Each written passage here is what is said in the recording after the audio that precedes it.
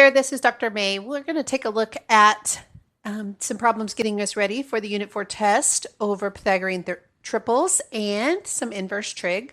Let's look here at problem number 1. We're asked what is the value of x that is less than 65 that will make this set, x, 56, and 65, a Pythagorean triple. Now I have posted the Pythagorean triples down here at the bottom.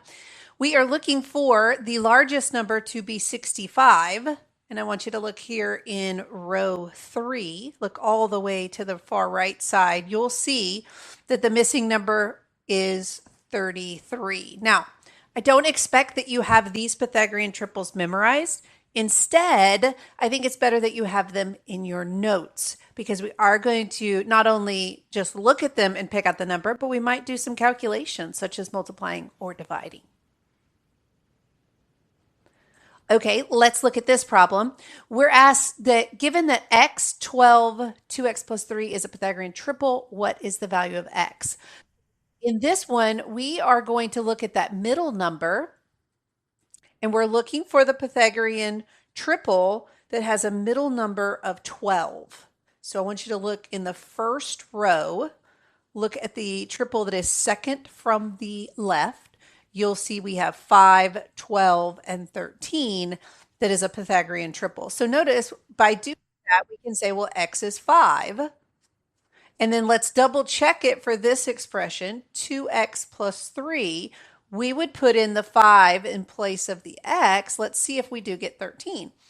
2 times 5 is 10. 10 plus 13, I'm sorry, 10 plus 3 is 13. So yes, that's right. Our final answer here is that x equals 5. Okay, question 3. Bessie's school is 41 yards northwest from her home. I'm a picture drawer. I like to make sure I know, and this whole unit has been about right triangles, so I know there's got to be a right triangle in there somewhere. Bessie's school is 41 yards northwest from her home. So her home is here and school is here because this has to be her 41 yards. So using a Pythagorean triple, we want to determine the route. So let us look over here at our Pythagorean triples. Look at that second row. You're looking for that largest number to be 41. Why does the largest number have to be 41? Well, because it's the hypotenuse. And we know that in a right triangle, the hypotenuse has to be the largest side. So the other two sides can be 9 and 40. Now the question is, do I put the 9 here at the horizontal and the 40 on the vertical? Or do I put the 40 on the horizontal and the 9 on the vertical? And the answer is, it doesn't matter. Either one's going to work. We're just looking for which of these routes that are listed would be the best. And the only one that uses the 9 and the 40 would be right here in answer choice A.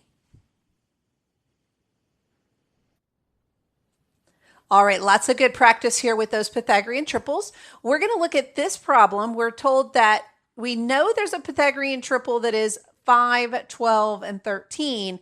It's asking for which of the other answer choices here is also a Pythagorean triple. Now, I'm going to let you in on a little secret. None of these answer choices are listed in our Pythagorean triples, and that's because if we have a Pythagorean triple like 5, 12, and 13, we also get a Pythagorean triple when we multiply each of these numbers by 2. So 5 times 2 would give us 10. 2 times 12 gives us 24. 2 times 13 gives us 26. So 10, 24, and 26 are also a Pythagorean triple. Super close here on that second answer choice, but not quite. I also could do times 3. So let's do 5 times 3 would give me 15. 12 times 3 would give me 36. And 13 times 3 would give me 39. That is my answer choice that I see there in the last one. So any number that I multiply by a known Pythagorean triple produces another Pythagorean triple. So we could have an endless amount of Pythagorean triples, just making sure we're multiplying or dividing by something to a known Pythagorean triple. All right, our next few problems are going to look at those inverse trig functions, and I think these are really good for us to look at. So I know some of you may have had some problems with word problems, but we're going to try to make those a little bit easier by drawing a picture here. So for this problem, Reggie is building a bike ramp out of wood in the shape of a right triangle. The slanted portion is the ramp. Okay, so let's draw us a right triangle. And then he cuts a 48-inch long wood plank that acts as the slanted portion. So that's here, 48 inches. And the base wood plank is 45 inches. There we go. Use the inverse cosine to draw the approximate angle of the ramp to the ground. So this, I'm going to just label that with our variable theta. And we were told to use cosine. So we're going to write a trig. We know that the cosine of theta is the adjacent over hypotenuse. And you'll notice over here to the right, I even gave you the SOHCAHTOA phrase to help you remember. So I'm going to do cosine of theta equals, now let's put in the adjacent amount, and that is our 45. And then put in our hypotenuse amount, that's our 48. Now, once we've written a trig statement, now we're ready to go to our calculator. So let's open the little calculator. By the way, you can use Desmos if you want. The thing we have to be careful of is make sure we're in degree mode. You'll notice the DEG. If you're in Desmos, you'll need to click the little wrench in the top right-hand corner and select degrees there. Now, I have to use the inverse trig. The instructions told me that. Inverse trig is that cosine with the -1. I have to use that in order for the calculator to know I want the angle. Well, if you look at my calculator, I don't see it. So I have to click this function, and now I can look at all the trigs. This is very similar on Desmos. On Desmos, you click the little keyboard in the bottom left corner and choose functions.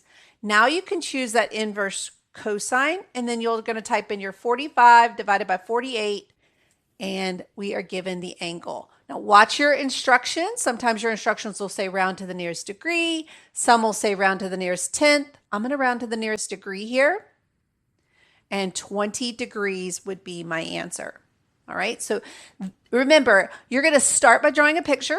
You're going to write a trig statement, and then you're going to go to your calculator using that inverse trig. You may have to use the function feature to find it. And then you're going to round according to the directions. Let's do one more like that. I feel like if we do one more, you'll feel a little bit more comfortable with that. And let's take a look here at this triangle. We're told to use the inverse cosine again to calculate the interior angle measure at vertex B. So vertex B is here. I'm going to label this as theta. And again, we're told to use the inverse cosine. So we're going to have to write a trig statement with cosine. Remember, cosine of theta is the adjacent over the hypotenuse. Now in our case, it's easy. We can pick out the hypotenuse. Then remember, you have to look at theta and go beside it or adjacent to it. So now I'm going to substitute my values. I've got cosine of theta equals 15 over 17. So I chose my trig function. I wrote my trig statement. And now I'm ready to go to my calculator. You remember, we're going to use that inverse trig function in our calculator. And I'm going to make sure, you know, when I use a calculator one time, most of the time it'll save the degree mode, but I always double check myself, just making sure it's in degrees. I need that inverse trig, so I'm going to click function, inverse cosine, and then I'm going to type my 15 divided by 17. And again, looking for instructions to round here. So I'm just going to round to the nearest degree, and I got 28 degrees there. Okay. I hope you're seeing these processes are the same. I write a trig statement, then I go to my calculator and using that inverse trig feature. Okay, let's do a couple more like that. You're getting the hang of them. So on this one, you'll notice we're asked to use the inverse of tangent to calculate the interior angle at vertex A. So I'm going to put a theta there. And I'm going to use the tangent. So we're told that tangent, if theta, is opposite over adjacent. Love a good SOHCAHTOA. Help me remember that.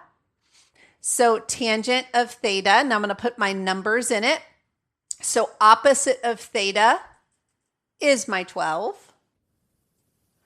Adjacent of my theta is 9, remembering that 15 here being the largest is the hypotenuse. After I substitute my values in, now I'm ready to go to my calculator with that inverse tangent. This time we're using a different trig function. That's okay. The process with the calculator is the same. I'm still going to make sure I'm in degree mode. I'm going to function, and I'm going to choose the inverse tangent this time. 12 divided by 9 gives me 53 degrees. Okay, are you getting the hang of that? Are you feeling comfortable with that process? I hope you're seeing. Regardless of the trig function I use, the process is the same. Write my trig statement, substitute in my values from the triangle or the drawing, and then go to my calculator with the inverse trig feature. I've got a couple more here I want us to take a look at. Particularly word problems, because I find that students many times struggle to get the picture. So let's see if we can do that here on this problem. A building casts a shadow. The building is 125 feet tall, and a shadow is 13 feet in length from the base. Okay, so here's my building. Love a good right triangle. So this is my building. I'll just label it as B. My right angle's here. 125 feet tall.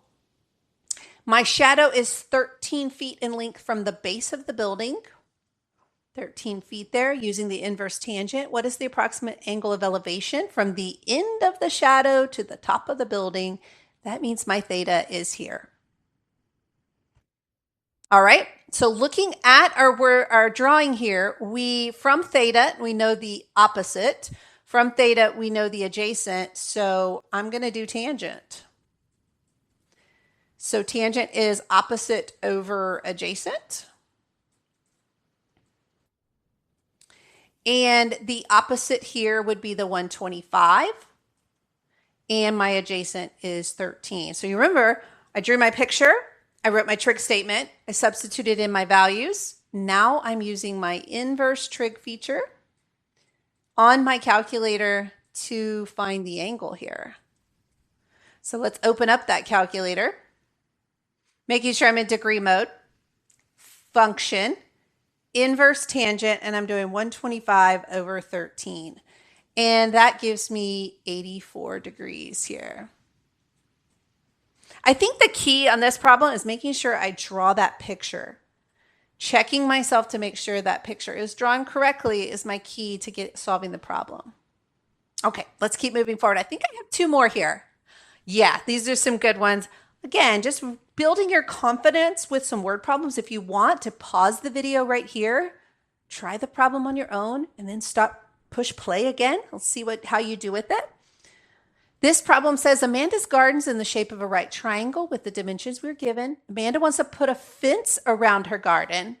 How many feet of fencing will she need? Now, if she's going to put a fence around it, she's got to go all the way around, which, watch here, I've got to go all the way down this side, which is 10, right? We already told that. We've got to go all the way here, and we're told that is 16.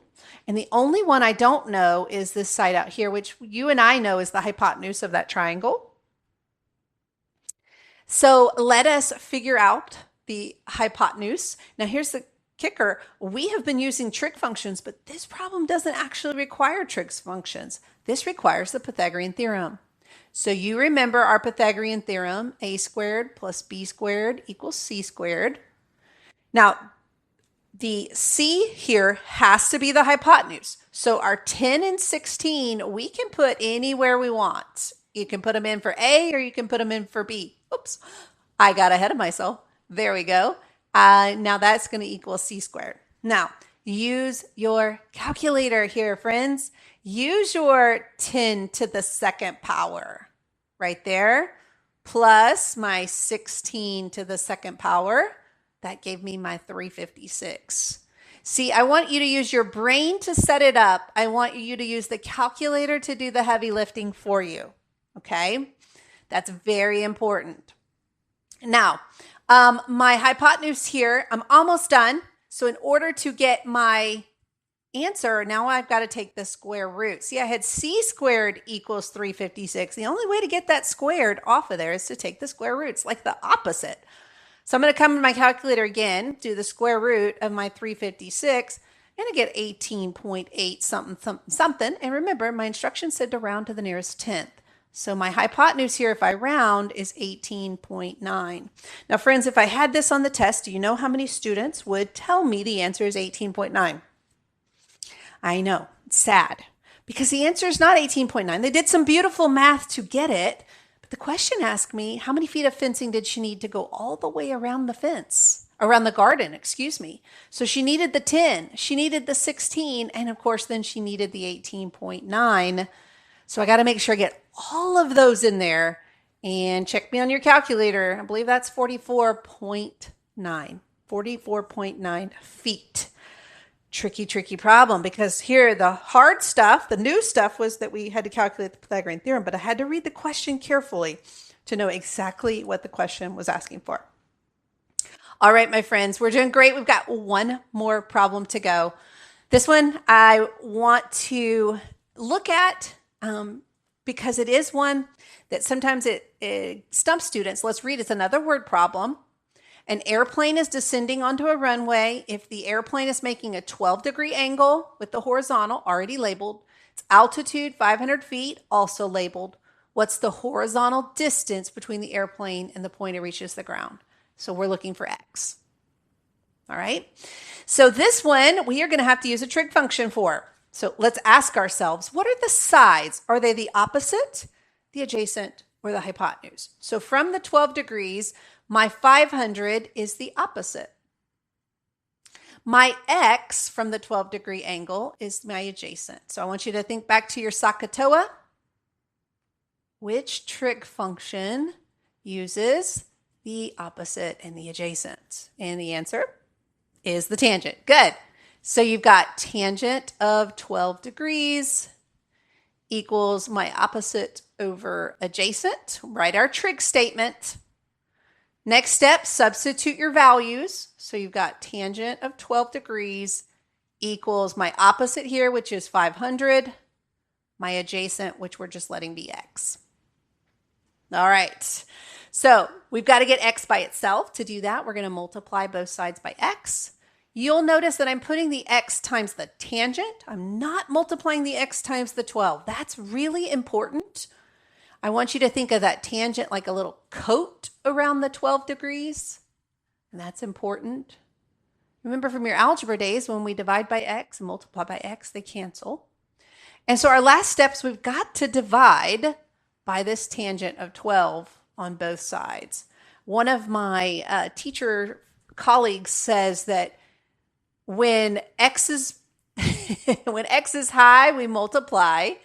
When x is low, we divide and go. And I thought that was interesting. They're referring to this statement right there.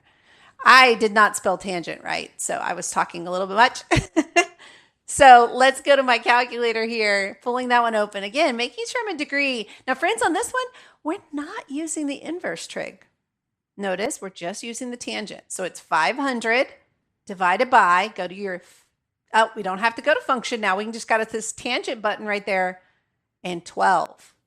And my answer here is, rounding to the nearest foot, 2,352 feet. Okay. So I hope these problems not only reviews you for the Unit 4 test, but gave you some practice on building your confidence with the word problems. I feel like the word problems may be one of the most difficult parts of the Unit 4 test. And I hope by today, working through some of these, maybe you felt a little bit more confident with them. All right, my friends, thanks so much for hanging in there with me. If you got this far in the video, would you leave me a star emoji down in the comments? That way I knew who got to the end. Thanks, everyone. I hope you have a great day. Bye for now.